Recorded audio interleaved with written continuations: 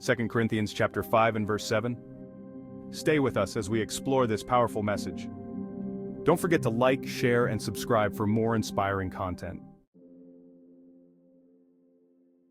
For we walk by faith, not by sight.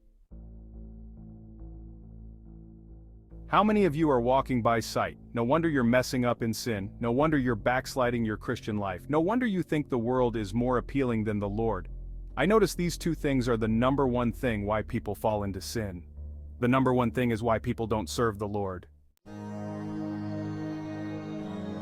The two senses in the flesh that I noticed are sight and feeling. These are the two things I noticed in our world. That's why everyone falls away. For example, why do you get discouraged when suffering happens and you don't go to church anymore? Because it doesn't feel good. Why do you start to not believe that a God exists and you want to go into the world? Because the world looks good. You see that, but you don't see God.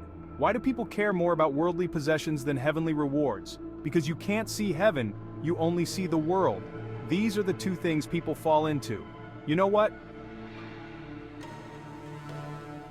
You need to replace these two things with faith.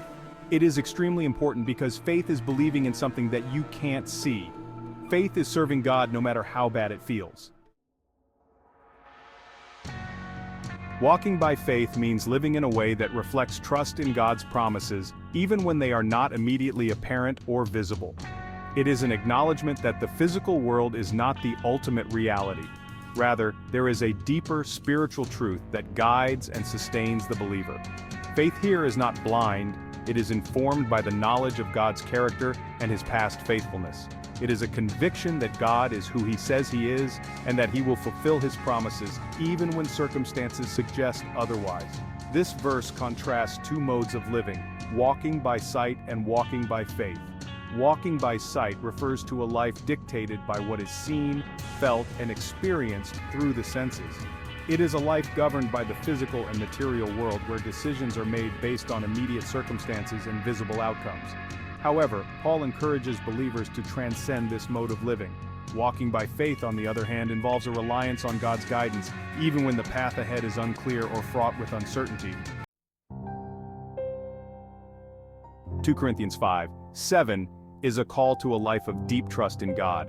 It is an encouragement to navigate the complexities and uncertainties of life with the assurance that God is in control and that His plans and purposes are being fulfilled, even when they are not immediately visible.